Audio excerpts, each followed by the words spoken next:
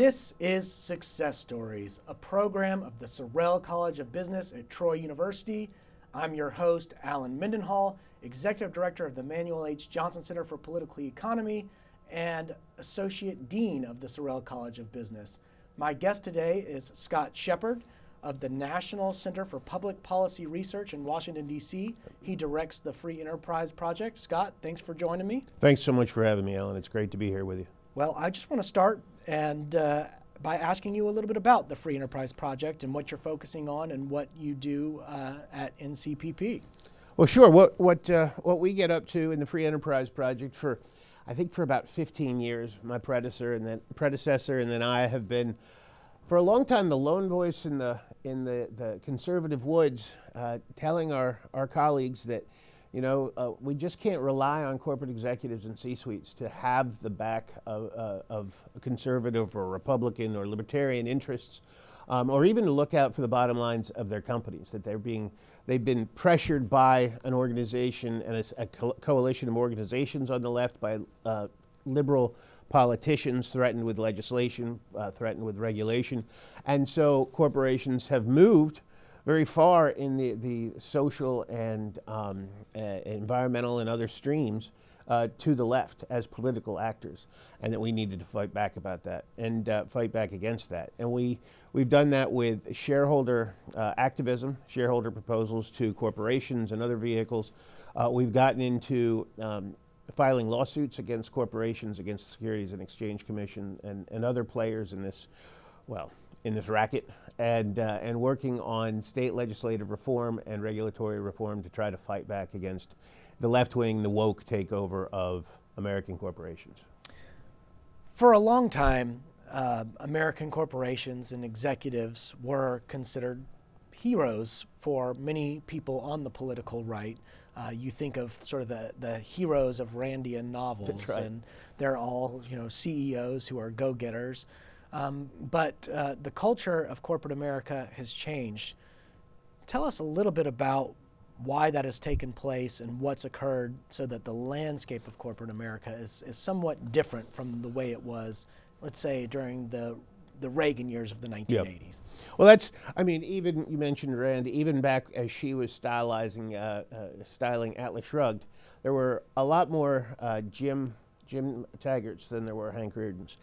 And that was true in the 60s, when a lot of the corporate executives ended up in the Kennedy administration because they were corporatists who were looking for a coordination between business and government, largely at the expense of both consumers, employees, and certainly capitalists, certainly the shareholders.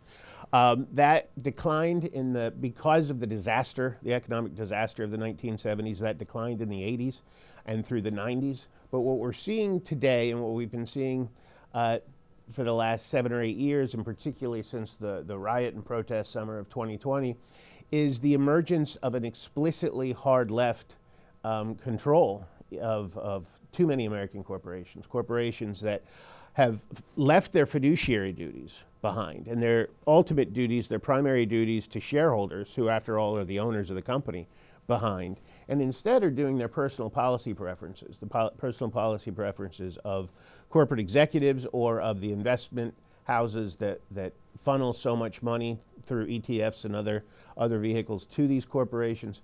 And so we find them taking sides in really irrelevant to their business political issues like election integrity, the Georgia law a couple of years back, abortion in all sorts of different ways, that we find them adopting systems of genuine discrimination in their corporations, discrimination on the basis of race, discrimination on the basis of sex, and on the basis of orientation, all of which are unconstitutional and illegal, but they're undertaking because they've embraced the new theory of equity, which is to say discrimination now on those 3 bases to make up for other discrimination by other people against other people in the past. And according to the equity theory, the developers of equity theory, to continue on that path until you've achieved equality of outcome. Well, equality of outcome, equal ownership of goods and equal power, that's just a fairly hardcore variety of socialism. And we've got CEOs of giant corporations embracing that, not for themselves, of course. They keep their mansions, they keep their private jets, but for all the rest of us. And so it's just an absolute deviation from the understanding, the basic fact of shareholder capitalism, basic facts of shareholder capitalism, and the basic facts of fiduciary duty into a world in which the personal policy preferences of executives determine both the positions of corporations and the way shareholder assets are spent. There's a lot of talk about ESG in the news today, so environmental, social, and governance metrics. And these are non-financial standards that investors and entities in financial services use to refer to, to the non-financial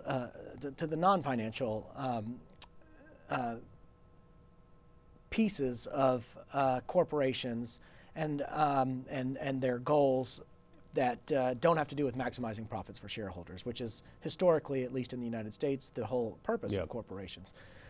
How much of the movement that you're talking about is attributable to what we're calling ESG? Well, quite a lot of it, especially if you understand what ESG actually encompasses.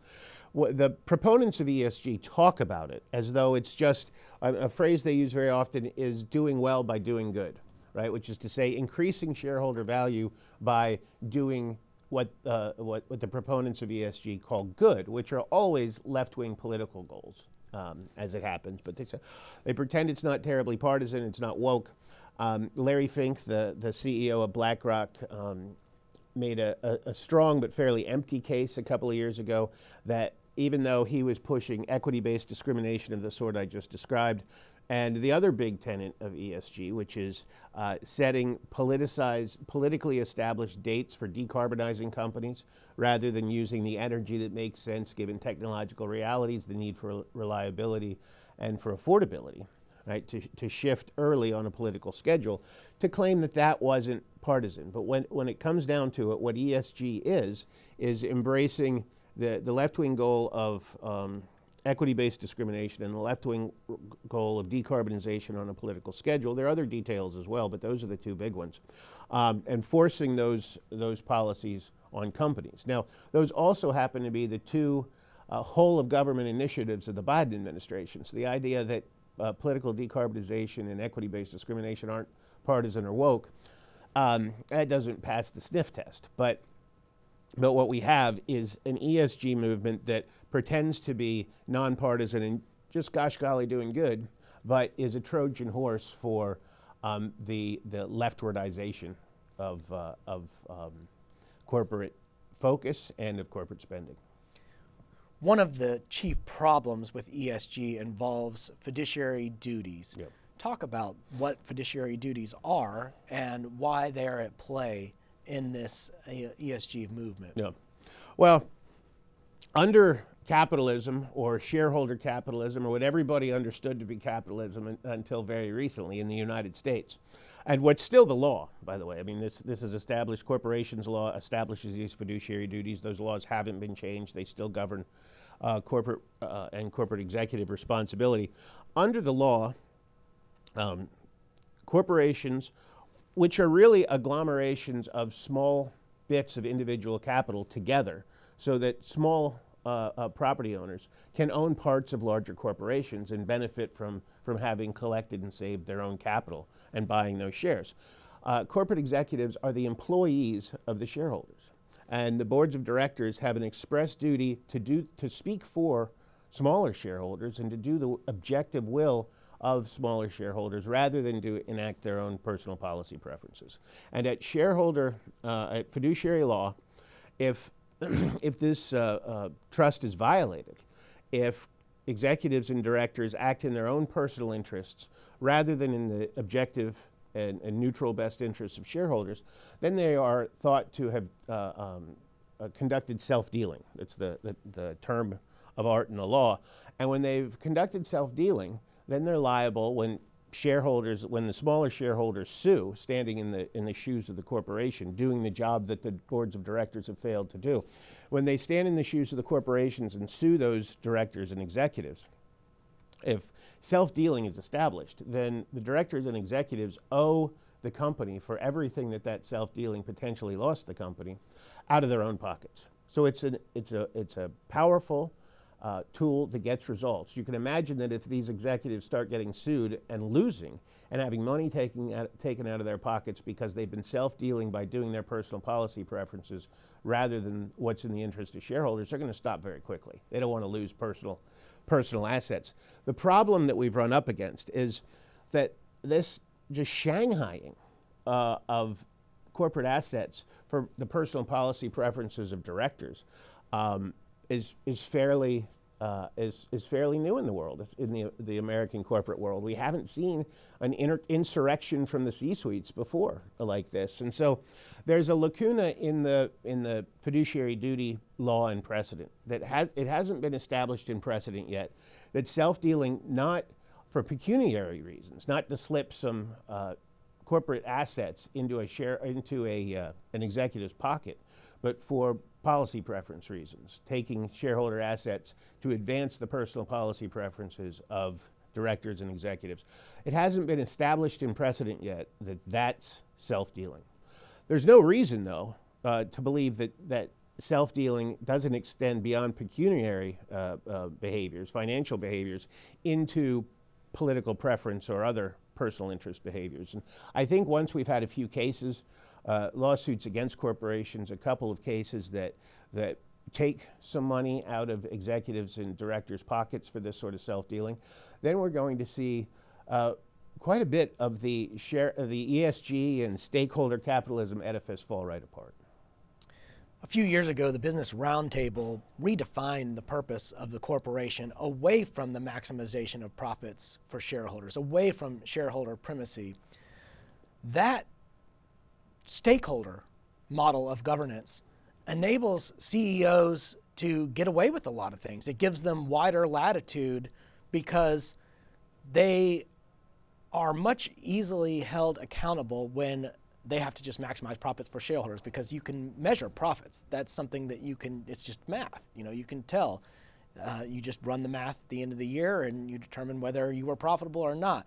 But if you've redefined the purpose of the corporation to do good and to champion all sorts of political causes, how do you measure success? How do you determine, if it's not profits, how do you determine whether a company's successful? And can CEOs get away? Can they conceal their unprofitable activities or some of their mistakes by a focus on some of these social causes? Yeah, no, that's absolutely right. A little background about that: the Business Roundtable is really just a luncheon club for CEOs. They get together and they meet and they share their thoughts, and it has no power at law whatever. It's just CEOs who lunch and have opinions. And one of their opinions in August of 2019 was to announce on their own behalves redefinition of the purpose of a corporation in the United States. Now, keep in mind that these people had no power to do anything at all, and so this declaration doesn't mean anything except in their own to their own egos, perhaps. But they'd said that, as you were suggesting, they said that the purpose of the corporation was no longer shareholder capitalism, which is still their duty at law, but now stakeholder capitalism. And gosh golly, they were going to do everything they could for all of their stakeholders, for employees, for clients, for the environment, for communities. It was described so widely, and considering shareholders only last, that it encompassed absolutely everyone and everything. And they said, well, we're gonna run corporations for the benefits of all stakeholders.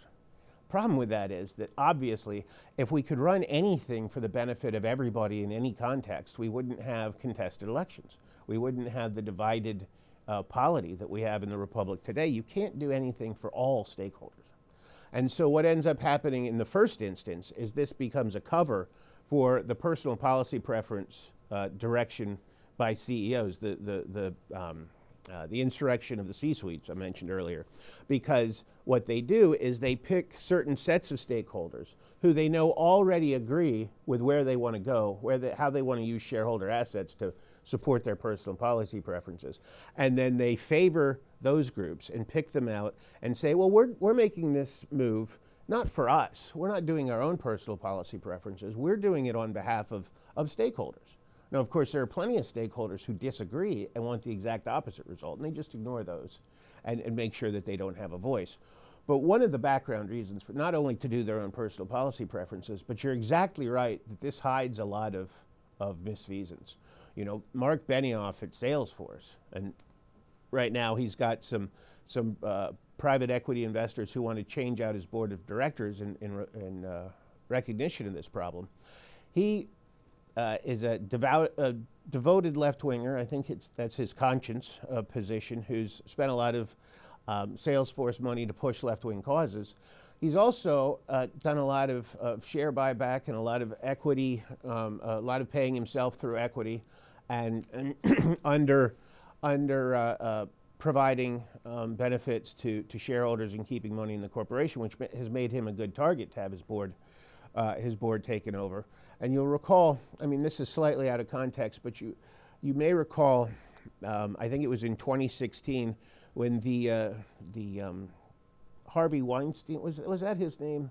The fellow who ended up in jail for misdeeds. From Hollywood? Yeah. Yes. Yeah, at the beginning of the Me Too movement. Well, the first thing he said after he got caught with this trail of horrific behavior, the first thing he came out and said, I'm going to dedicate a lot of money to anti-gun rights causes, to gun control causes. Well, a lot of that occurs at these corporations as well, when they're not having business success, when they're not fulfilling their fiduciary duties, when they should be stepping aside or are not running their companies correctly. One of the things they can do is embrace a lot of left-wing causes and put out what the Obama administration called stray voltage, to hide from shareholders and others that they're not running their companies very well. Yeah, for many of these CEOs, I suspect the commitment to these causes is inauthentic in the sense that they can be accused of greenwashing, or fabricating or manipulating data in order to make it appear as though their company is doing well by doing good and all those kinds of things. And they're getting awfully wealthy in the process. They're lining their own pockets, but at the expense of wider society. Pension funds, state pension funds, they're public employees throughout the country who probably are unaware of the ways in which their money is being invested. The public pension money may be invested with BlackRock or State Street or Vanguard or one of these asset management firms, which is putting money into social causes. And so there are public employees throughout the country that may be unaware that their retirement money is supporting causes with which they disagree.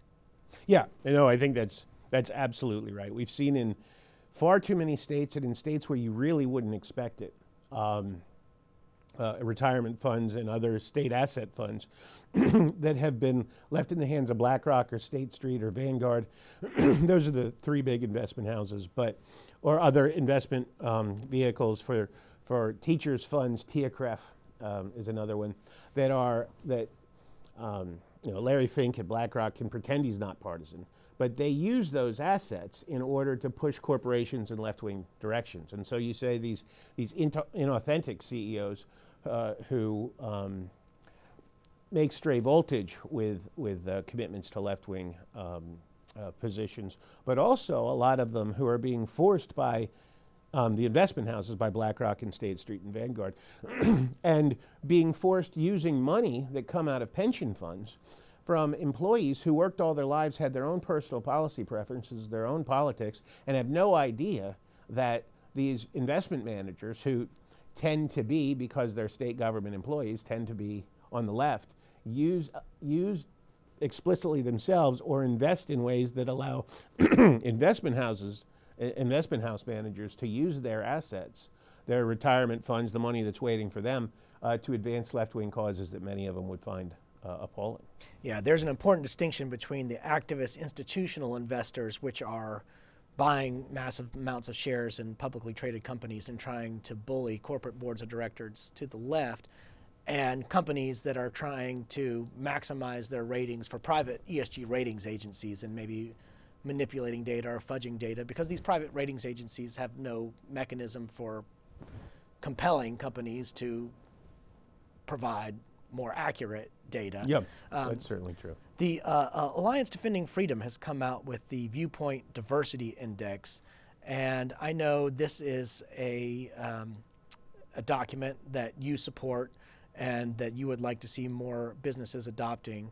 Can you explain why and what the function of this index is? Yeah, another one of the methods and mechanisms that have forced corporations to the left are that left-wing organizations have set up indices that they ask corporations to fill out surveys, and then once they get the survey results back, they rank corporations and give them an index number, a score on the index, for how closely the company aligns its activities with the value of the values of the organization giving out the surveys and establishing the index. One of the most successful of these has been HRC's, the Human Rights Campaign's Equality Index. And you might remember HRC some years ago as being an organization that fairly strictly or broadly put itself on the mission of getting gay marriage to be made legal in states and then eventually at the federal level. And whatever you think about that, that was a fairly clear mission. But in getting companies to participate in the index, the survey, and then providing scores and then pushing companies to tout their scores, they got companies to take a political position on something that really didn't have much to do with the bottom line of their companies. And now the HRC has, just as sort of in the last 7 or 8 years, what the left wants has expanded tremendously. So too, what the HRC demands for a good index score has advanced tremendously. And so in order to have a perfect score, your corporation has to fairly aggressively support the destruction of girls and women's sports by allowing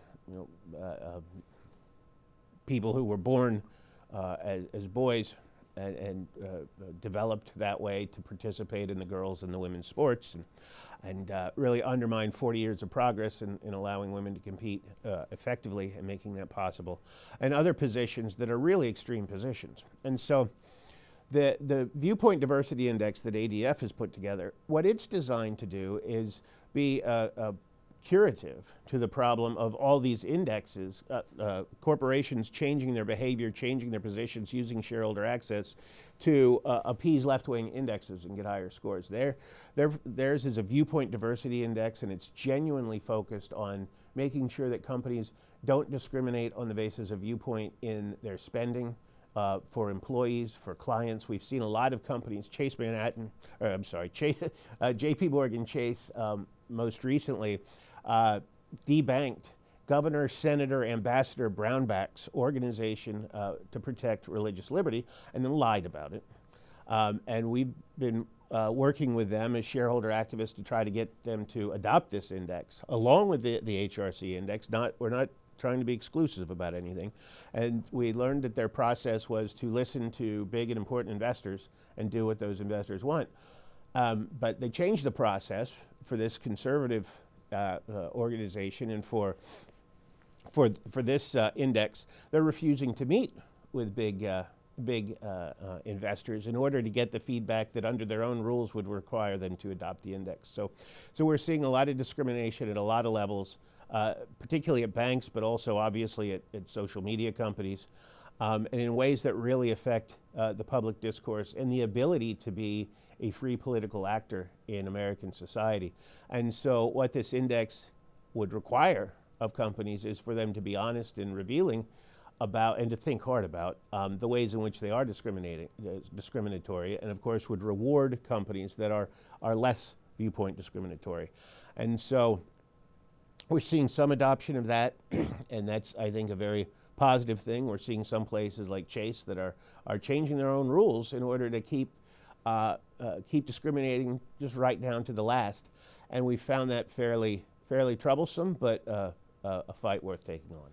Well, ESG is all over the news today and these days. We have 21 Republican attorneys general challenging new Department of Labor rules that would sort of relax investment criteria for 401ks and allow investments in ways that traditionally would have thought of would be breaching fiduciary duties. We had in the last midterm elections people paying attention to state treasurer races in ways that people like before didn't pay attention to state treasurer races in other states. And there's legislation either being passed or considered in states limiting the ways that pension funds can be invested. My last question is, why has ESG only now come to people's attention? I mean, ESG was the topic of a 2003 United Nations Government of Switzerland conference called Who Cares Wins. It's been around for a while, but why is it only now that people are beginning to talk about it? Well, I think it really goes back to the summer of 2020. We, as I said at the beginning, we've in my organization have been trying to warn conservatives and libertarians about this for many years, what was going on. And nobody paid much attention because there was a background assumption built from the goodwill of the 80s and the 90s that corporations were going to do the right things for shareholders. And there were enough other fires that was one place we didn't have to worry about a fire erupting. And because we weren't worrying, the fire did erupt. You got to give credit to the left. There's a coalition of about 120 organizations, the As You Sow coalition that have been bothering corporations for 40 years about this stuff and did get a lot of movement left. But what happened, I think, to bring it all to everybody's consciousness was that in the wake of the protests and the riots in the summer of 2020, a lot of companies, and it was during the lockdowns, I think communication was bad. A lot of companies jumped on the discrimination in the name of equity bandwagon, and that's what really woke people up, that it was going on in the schools and that it was an existential problem. Well, Scott, thank you for enlightening our audience. Thank you for being here. This has been Success Stories, a program of the Sorrell College of Business. Thank you for watching.